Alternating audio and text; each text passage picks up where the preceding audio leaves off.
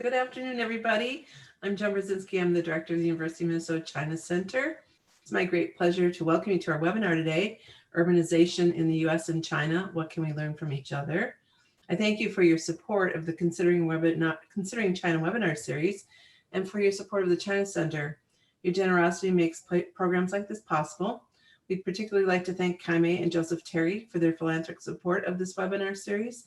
And we invite you to support our mission and give to the China Center, which you can do on the webinar announcement link or on our website. At the end of the program, we'll answer questions that you submit through the Q&A function at the bottom of your screen. If you have a technical difficulty or need to speak to somebody on the panel directly, please use the chat function and someone will respond, but Q&A will be the function we use for the questions. Professor Fan Yingling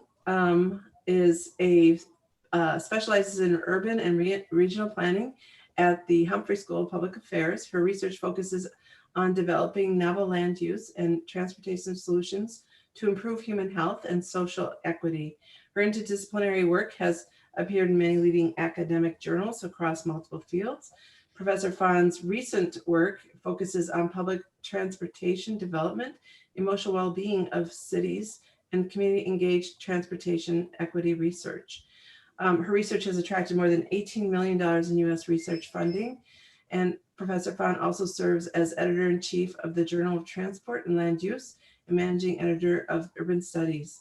She has a PhD in city and regional planning from the University of North Carolina at Chapel Hill, and her bachelor's degree in transportation engineering from Southeast University in Nanjing. Professor Fan is also a member of the China Center's Advisory Council, and we have been delighted to collaborate with her on a number of programs for Chinese and U.S. students, both in Minnesota and in China. She has introduced Chinese students to the transportation studies at the university and in the U.S. and has led a number of delegations of university students to China. We're so pleased she's here with us today. Please welcome Professor Fan. Thank you, Joanne. I'm very delighted to be here to present my work. And it's not only my work, but also present my teaching. I have been leading study abroad courses for almost 4 years. And over the time, those study abroad courses, so taking students to China actually offered me new perspectives about urbanization in China as well as in the US. Especially the students actually have really unique perspectives in terms of understanding the differences and similarities between urbanization in US and China. So my presentation today is not only going to talk about my work, but I also will share with you my teaching experience and share with you the student perspectives that I learned from teaching a study abroad course. So I'm going to share my screen and have the PowerPoints pulled up.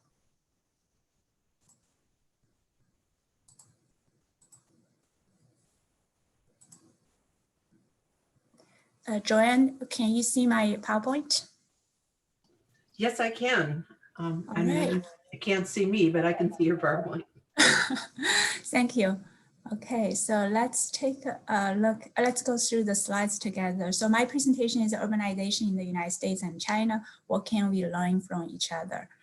First, I wanted to talk about what is urbanization. So urbanization is defined as an increasing percentage of a population living in urban areas. So a typical urbanization curve looks like, the curve on your right.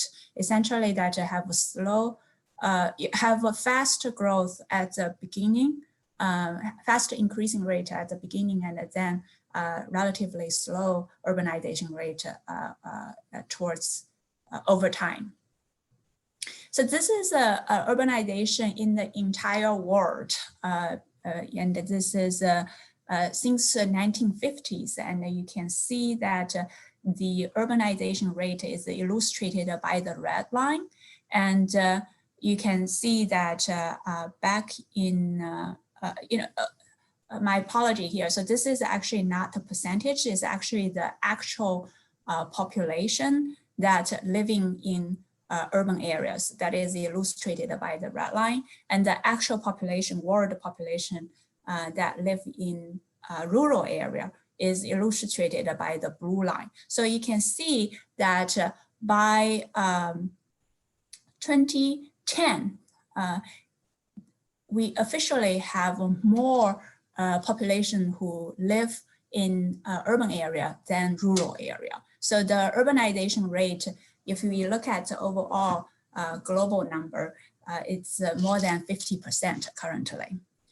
So since we're going to talk about the United States and China, so it's kind of very important to take a look at urbanization rate and rates in the US and China. So the blue line illustrates the urbanization rate in the US over time, and the red line illustrates the urbanization rate in China. So clearly you can see that the United States, the urbanization started much earlier, right? So you can see that a very fast urbanization rate actually a century ago. In the United States, pretty much the urbanization rate kind of slowed down significantly since the 1960s and the 1970s. But in China, what do you observe is that the urbanization rate, the fast increase in urbanization rate is started actually post 1970s. So after the 1970s, after the economic reform in China.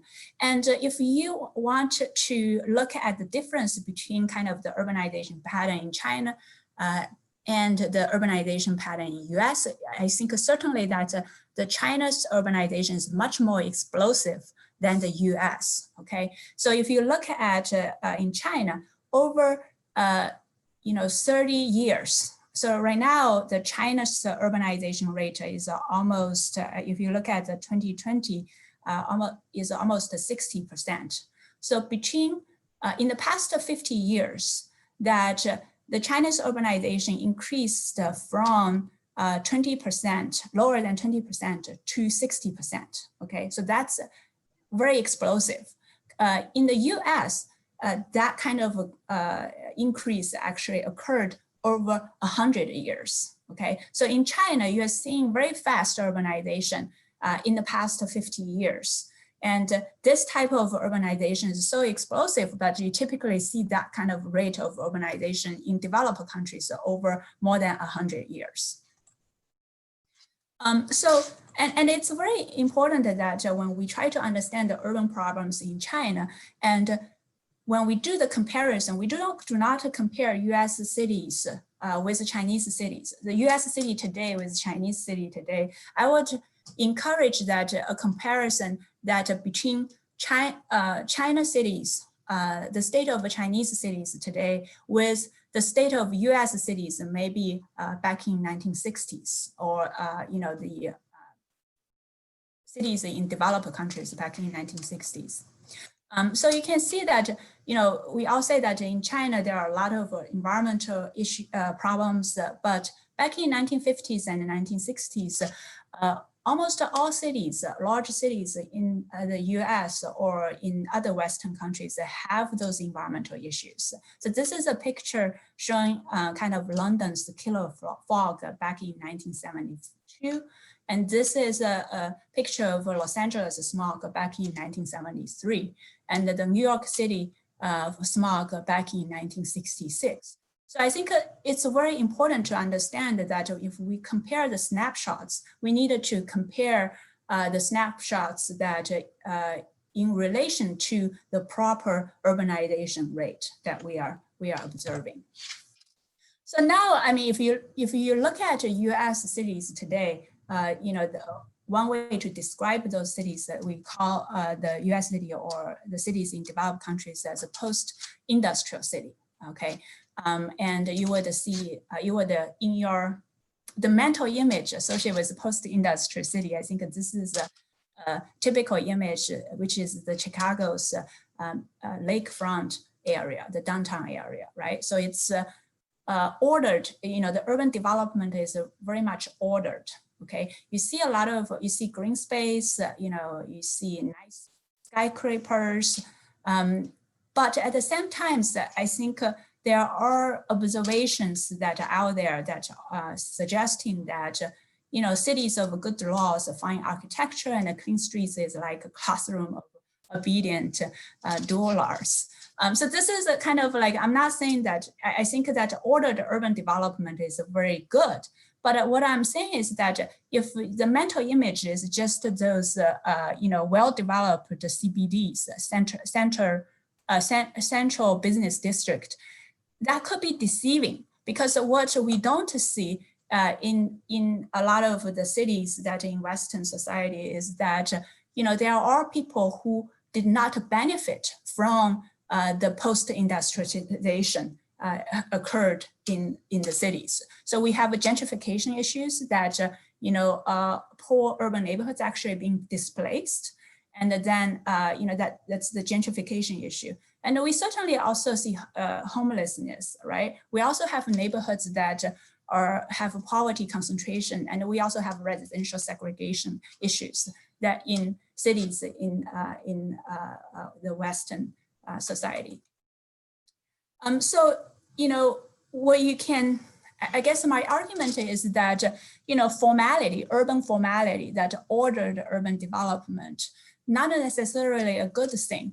In developing countries, in India, in a lot of the Asia countries, also you can see a lot of the Chinese cities, you actually see a lot of informality, but the informality to some degree, if we talk, think about it, the stranger, the outsider, the traveler, the trader, the refugee have had a very special part in urban development at every stage. So we needed to have this acceptance of urban informality when we think about kind of cities. So additional pictures that just illustrated that why if you think of post-industrial cities and just think about the images of well-developed CBDs could be deceiving, because there are parts of neighborhoods, for example, neighborhoods in Detroit that are experiencing decline, right?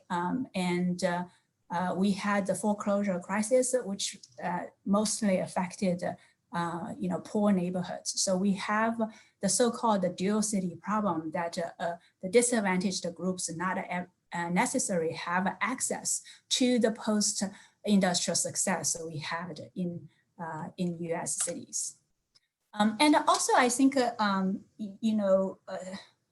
it's also important to point out another problem of US urbanization patterns, that is the suburban sprawl.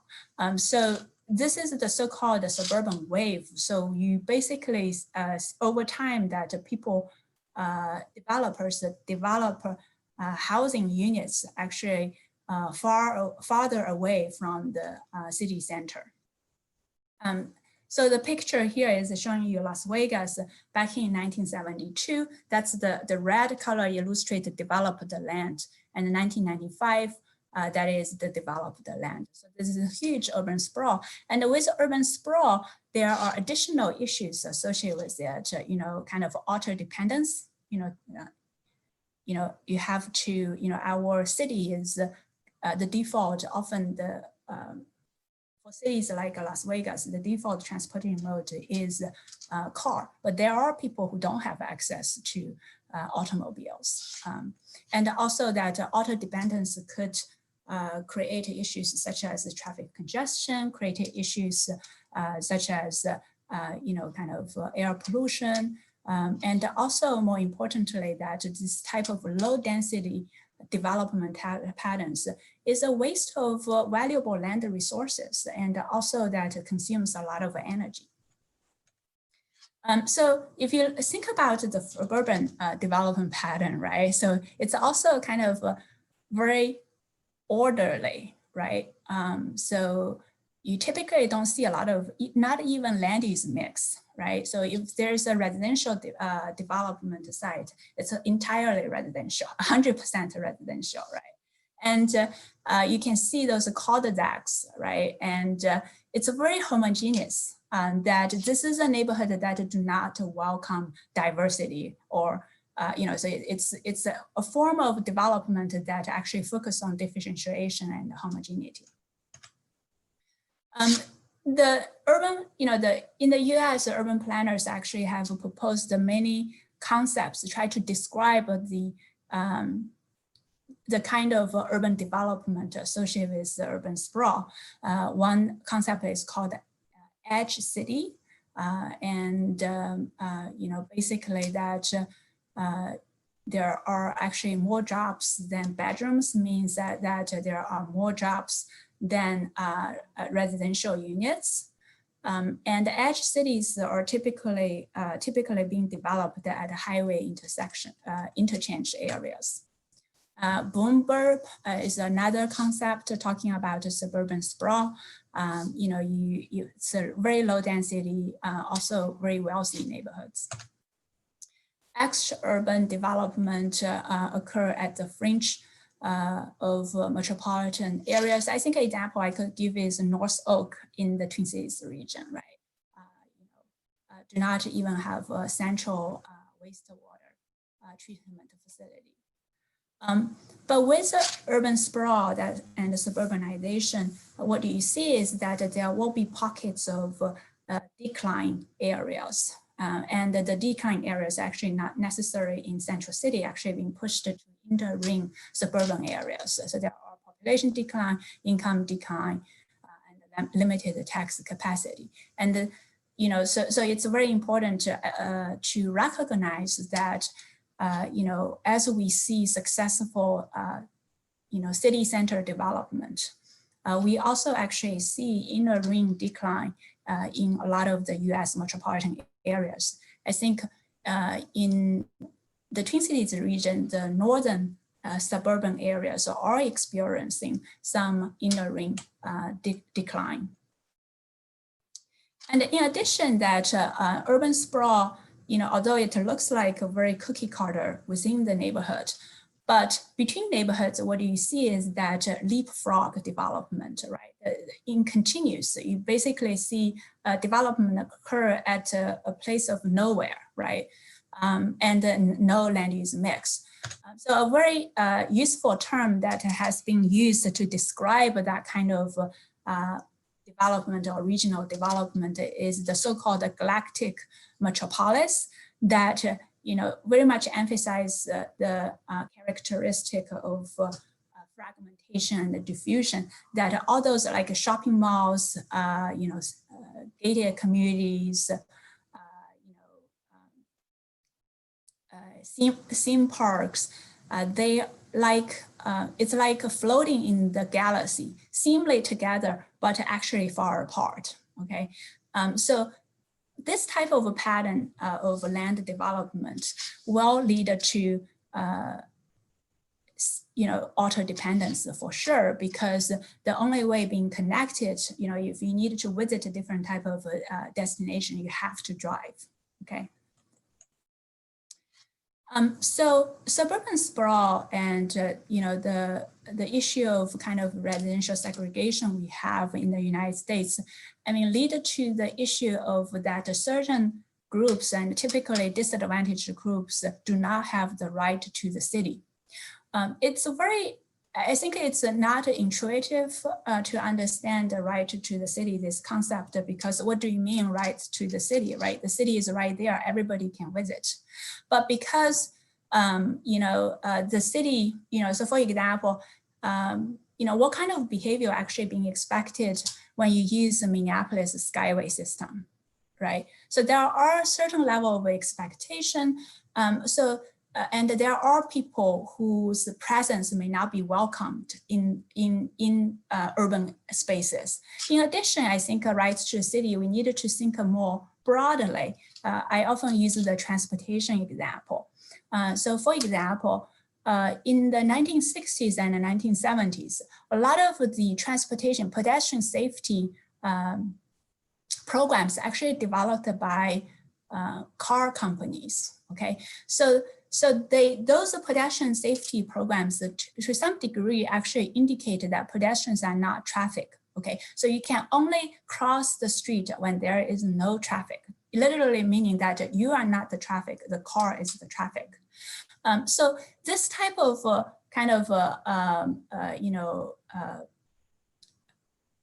promotion, this type of that promotion of pedestrian traffic is not necessarily traffic, and the car traffic can, car traffic is the traffic. So in 1960s and in 1970s, that in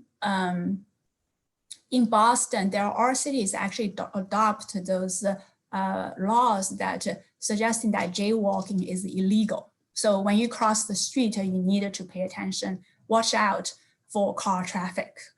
Instead of, so therefore you can see that the right to the city from the pedestrian perspective actually is being limited, is being to some degree actually robbed, because you have to, it's your fault if you are crossing the street, there is a car, right? So certainly that in 1990s and then post 2000, there is a lot of momentum in US cities to make cities more pedestrian friendly, more walkable, and more bicyclist friendly.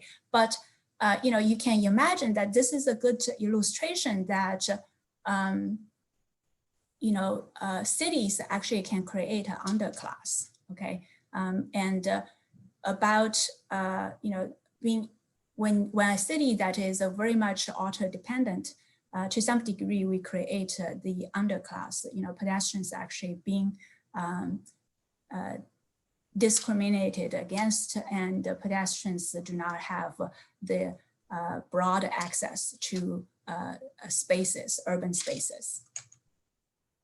This is another example. It's actually my personal, it's a personal experience. I don't know how many of you have been in Arlington, Texas. So Arlington, Texas is actually the 5th largest city in Texas, but the city did not have any public transportation until 2013. And in 2013, when they introduced the public transportation, it was only 2 bus lines. Okay. So when I do field work, the first thing I go, do field work within cities, I typically go to the city's city hall, because in city hall, you can get a lot of information. And as you imagine that when I visit, do field works, I try to use public transportation as much as possible. So, and not driving, I try not to drive as much as possible, just to understand that experience of someone that do not have access to automobile. So I arrive at the city hall, on the side, through the sidewalk, and I enter into the front door.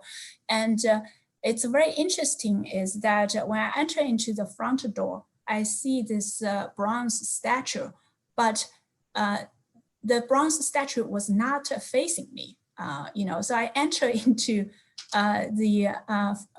from the front door, but this bronze statue was purposefully positioned so that when I enter from the front door, I face the back of the statue instead of the front.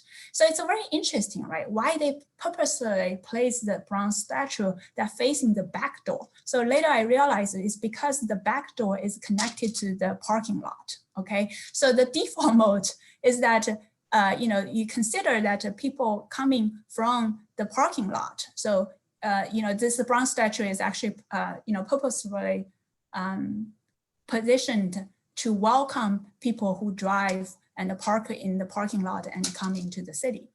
So this is just a very small experience or small example, but it is very telling, is that when we design a city around the cars, and then some groups are being favored and some actually feel insulted. So that's kind of like some of the, I've introduced a little bit the urbanization in the US. So now I want to talk a little bit about urbanization in China. And I will also say that in China, we also see a lot of inequity and injustice problems occurring in Chinese cities. But first, let me show you some pictures, Pudong, Shanghai. So Pudong is actually, you see a river in this photo, and the side of the river that is closer to you, that's the Bund. Okay, so that was a very well developed actually about 100 years ago, because it was occupied by a lot of the foreign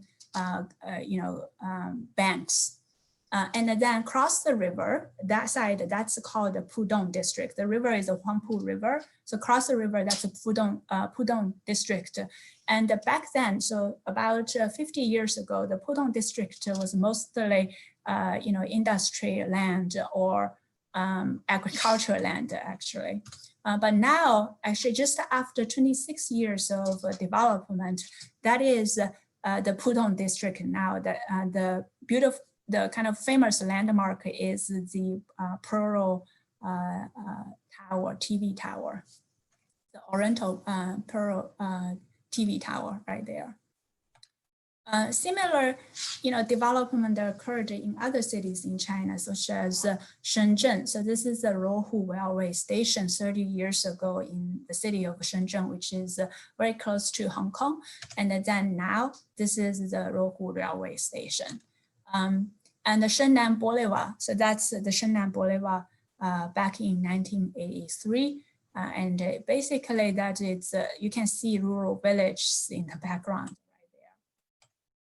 And this is in 1990s, so you already see that, a lot of skyscrapers in the background. And this is now actually in 2018, the Shennan Boulevard nowadays. So Shennan Boulevard is now actually the central business district in city of Shenzhen. And many of you may not know this particular area, which is Shong'an. It's located 100 kilometers southwest of Beijing. So what you can see, the picture here on the top left corner, in the top left corner, this is actually what Shong'an looked like 2 years ago, okay, just 2 years ago. So this type of city making actually efforts still exist in the in China. It's not that, kind of like Shanghai is already developed and Shenzhen is already developed, and then we are not looking at other, the Chinese government actually are looking at other areas for new development. So Shong'an actually was handpicked by Xi as the dream city for his 1,000-year plan. And the picture at the bottom, the right bottom corner, this picture, you can see a lot of lights and construction sites. This is what Shong'an looked like in early morning, actually nowadays. So in the past 2 years, the amount of construction that are occurring in Shong'an is just unbelievable and unprecedented. And to some degree, I would say that Shong'an, the kind of urbanization that will occur in Shong'an will be even faster than what we see in Shanghai or what we had seen in Shenzhen. So in Shenzhen and Shanghai, we experienced explosive urban growth in 30 years. But in Shong'an, it's possible that we will see that kind of physical change in 10 years. And the explosive urban growth actually generated a very unique geographic phenomena in China, is the rise of megaregions. So you can see this is a kind of nighttime satellite image, the Yangtze River Delta region. So you can see Shanghai, the area that is very bright, that's Shanghai, but you also see Shanghai that already connecting with neighboring cities, okay? Even cities in a different province, for example, Nanjing, the capital of Jiangsu province. So you can actually see that the lights actually become continuous, So the cities actually started to form clusters and become mega regions. And nowadays that from Nanjing to Shanghai high-speed rail, it's less than an hour. And then, there are some cities near Shanghai, high-speed rail is 30 minutes. And there are people actually working in Shanghai, actually live in neighboring cities. They do not live in Shanghai. The same thing occurred for the Beijing area, that the central government actually want to make those major cities in that area actually become connected and have continuous development at the mega region scale. So this is a graph, a map developed by the economists, the magazine, and illustrates the city clusters in China, the mega regions in China. So so you can see that already the three largest city clusters, mega regions, Jing-Jing-Ji, so connecting Beijing, Tianjin, and Shijiazhuang, which is the capital of Hebei province. Okay, and then you can see the location of Shong'an, in the middle of Beijing, Shijiazhuang, and Tianjin. And Shong'an, as I mentioned earlier, will be engine, economic engine of that city cluster area. Also very large, city cluster is the Yangtze River Delta area. So you can see all those major cities that Shanghai, Kunshan, Wuxi, Nanjing, Hefei, and Hangzhou, and Haining, all those cities that will be form a mega region. You actually see continuous development between those cities. And then lastly, last but not the least, Pearl River Delta region, you can see Shenzhen, Hong Kong, Zhuhai, and Guangzhou. The cities that actually form the city clusters. My anticipation is that the Pearl River Delta will be the largest continuous urbanized area in the world in terms of population size. Currently, there are already how many million? 60 million population that live in the Pearl River Delta area. And the number actually is increasing rapidly, So I already talked a little bit about, kind of illustrate how explosive urban growth could occur in China. I wanted to talk a little bit about kind of when I take students to China, take US students to China, a practice I typically ask, because there will be cultural shock, there will be, students will be surprised by the way of urban life in China, the kind of, like the city image in US compared to the city image in China is very different. So a practice that I often ask them to do is to apply this describe, interpret, and reflect model. So basically that what's most important is that whenever they see something that's very different from their home country, I ask them to come up with 3 alternative interpretations. So basically slow down the process. And this process, this model is called the DIR model, and it has been widely used, I think, when it comes to teaching study abroad course. I learned about this model actually through a Carlson School management faculty member. And he was the one actually presented this DIR model, and he took students to Cuba and used this model and found it very useful. So I found this model also very useful, is that basically no jumping to conclusion, come up with 3 alternative interpretations, slow down processing, and then reflect. Every day we have this group reflection time at the end of the day during dinner time. We share our what we observed as like just very different from the home country, and then provide those alternative interpretations. And then I often myself, as someone who lived in the US and lived in China before, kind of provide them some additional insights. Sometimes I also invite local students to those group reflection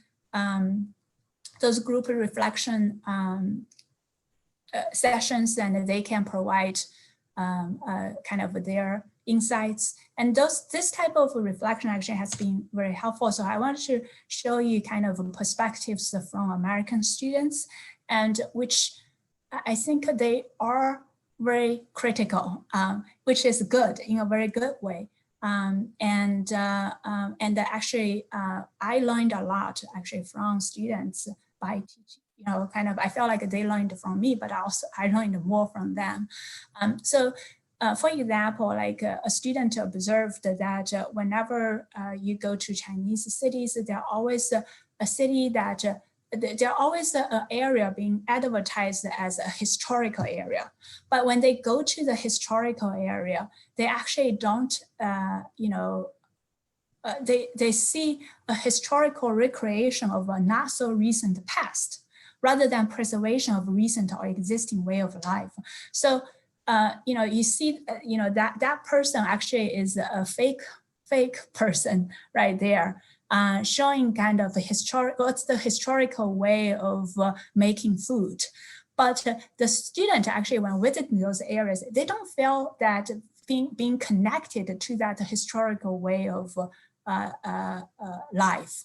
So they felt like it's actually more important to preserve the more recent actually existing way of life, and that would amplify, and their experience actually amplify that a lot of times that historical preservation in China, those efforts is just tourist, creating tourist attraction. Is not real historical preservation, which is very true, so what their observation is. But in here,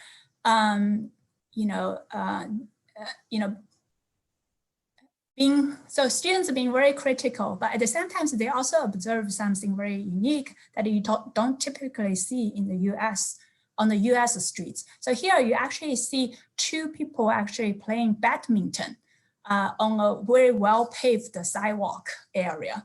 You wouldn't see people play badminton kind of on sidewalks in the United States, right? But students actually felt like it's actually a more successful example of a historical placemaking than the bronze statue and the moving wax figure.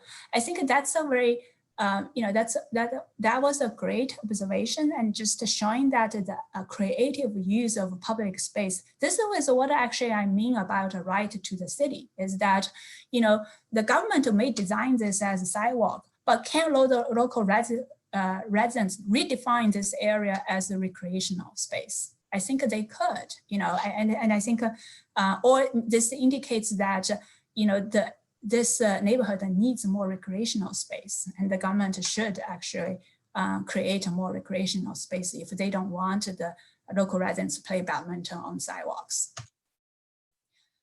So additional, given that we don't have a lot of time here, actually, I'm going to skip some of the pictures, but, students' observation was so good, I just cannot overstate it.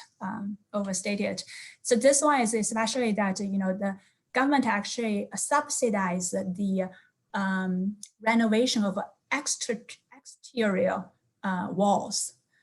But when you actually go into the houses, it's not very well maintained because the government do not subsidize actually the interior of the house. They only subsidize the exterior house. So it's kind of similar in China that, the culture is all about your, kind of caring about your face, right? So I think this student is being very critical, is that why don't the government subsidize the renovation of the interior of the building? And this actually is the student actually find that, urban living in Hutong includes urban air markets, which are more common on residential streets in neighborhoods. You wouldn't have urban air markets on residential streets in the United States, right? But this type of informality, again, it's very functional, and it's actually increased the livability of the residents. That's why I felt like this type of urban informality is actually something that what the US can learn from.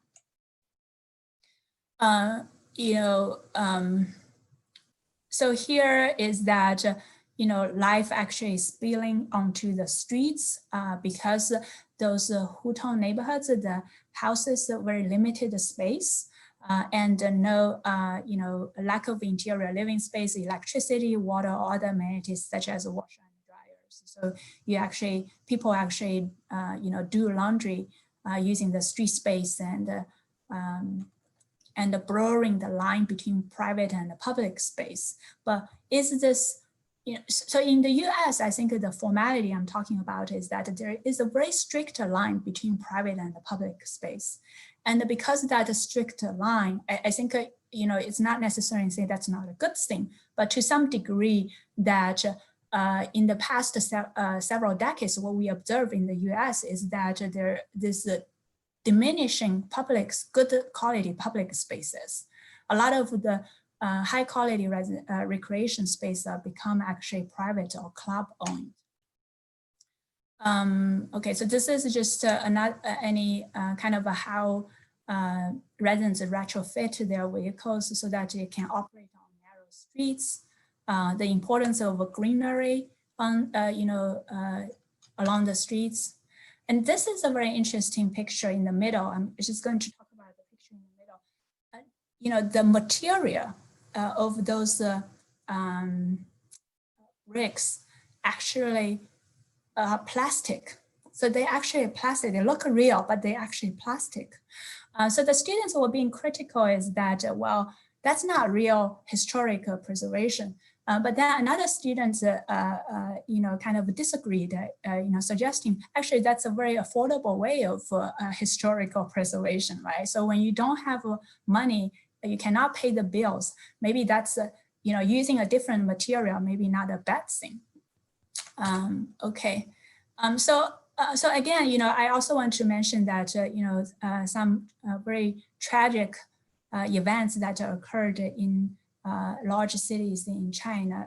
A very famous, a very tragic event that occurred back in 1917 is the kind of the Beijing, the government initiated migrant worker eviction. And it was led by, the entire event was due to a disaster, a fire hazard, where an informal housing unit actually was burned to the ground, and a dozen of people lost life. So the Beijing government kind of used that disaster to evict migrant workers, just saying that it's not safe for you to live in the neighborhoods. And they just forcefully pushed people out. And it was a very tragic kind of event. So that's what I think what I want to point out is that, I talked about the segregation and the discrimination in US cities. In Chinese cities, we only see those discrimination and segregation actually more evident, and actually government initiated a type of discrimination and,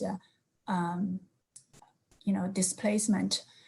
In fact, in the government documents that those migrant workers are defined as a low-end population, even in the news medias, the government news medias. So it's very sad, but at the same time, I want to point out that a lot of times that we don't realize that, what we are seeing in China actually occurred in the US before. We are seeing, I think, this is a fair analogy, is that in China, that type of government-initiated eviction is kind of de jure segregation protected by law. But, so we no longer have that, right? So back in 1960s, we had the civil rights movement. So we don't have now, segregation by law is illegal. But we also have a de facto segregation. We still have that, and our cities in the US have a lot of inequity and injustice issues. And it's a social practice that still exists and continues to exist under the guise of private choice that we have in our cities. So I don't think I have time to talk a little more about kind of how I did the course, but just want to show you that I created a kind of opportunity for Chinese students to interact with American students. The American students, once they return, they actually are required to write kind of a reflective blog piece, and some of the writings are just very good. I was very impressed. We did a panel discussion when Chinese students visit the University of Minnesota, do US urban comparisons. We organized the seminar talks on specific themes. One of the topic was bike sharing. When Chinese students, I also host a program where Chinese students visit the the University of Minnesota. We take them to, and this actually with the help from China Center and the City for Transportation Studies, take students to Metro Transit, to CM. So those pictures are American students in China. Anyway, I did not know that teaching is very physical until I started teaching study abroad courses, because on a typical day, we could easily walk 15 miles. Additional pictures, graduation ceremony, in the past 4 years, we actually have provided over 100 students, study abroad experiences, including American students and US students. And that concludes my presentation. It's kind of sad that we couldn't do it this year or next year. I'm not planning it either. But my hope is that we'll go over this pandemic very soon and be able to travel again. And taking students to China is one of my favorite things in my career. So that concludes my presentation. Thank you, Professor Fan. I see we have a couple of questions, or a few questions here lined up, and we'll get to those. So as you look at other urban trends like Vietnam, China's neighbor, have you found urban trends of Vietnam, or this person is part Chinese but mostly Vietnamese, wondering if you study other areas of Asia? I have started to to study other parts of the Asia. So I had planned to take students to Singapore and South Korea this summer, but unfortunately it was canceled. But I actually found that it's very important actually for students to visit kind of Japan and South Korea, some of the very successful mega regions, and also that it's very important, I think, for Chinese students to visit the neighboring cities rather than come to. I think it's important for them to come to the US and to study kind of an alternative form of urbanization. But more importantly, they should also visit Japan and South Korea to learn about how to develop very successful high-density cities. Our next question is, to what extent are new residential and retirement developments, harking back to the classical China garden design, the literati emphasis on symbolic plants, water structures such as mugates, tiger rocks, is there a trend towards revisiting this portal to classic Chinese beauty, values, and urban design? And I also understand that there will be a classic Chinese garden in Xi's new city. Is that underway? Mm-hmm. That's a very good question. Unfortunately, in the past several decades, I think China experienced a rapid urbanization. I mean, it's good. I think it's good for the economy, but at the same time, that very valuable parts of many valuable parts of the city actually being destroyed to accommodate a new growth. So there was a book, I think, called The Old Streets of Beijing, and written actually by a Minnesota native, and he actually teaches at the University of Pittsburgh. So he wrote about how, Beijing hosted the Olympic game back in 2008. So he wrote about in 2008, a lot of the old neighborhoods actually being destroyed. Many of the neighborhoods actually have hundreds of years, have a very unique architecture heritage, and being just destroyed. Now, actually, the Chinese planners and architects actually thinking about recreating those garden cities. And a very successful example would be in Suzhou, not far from Shanghai. There are successful development of those garden neighborhoods. I would say that more and more, I think there will be a return to those ancient city development concepts in China.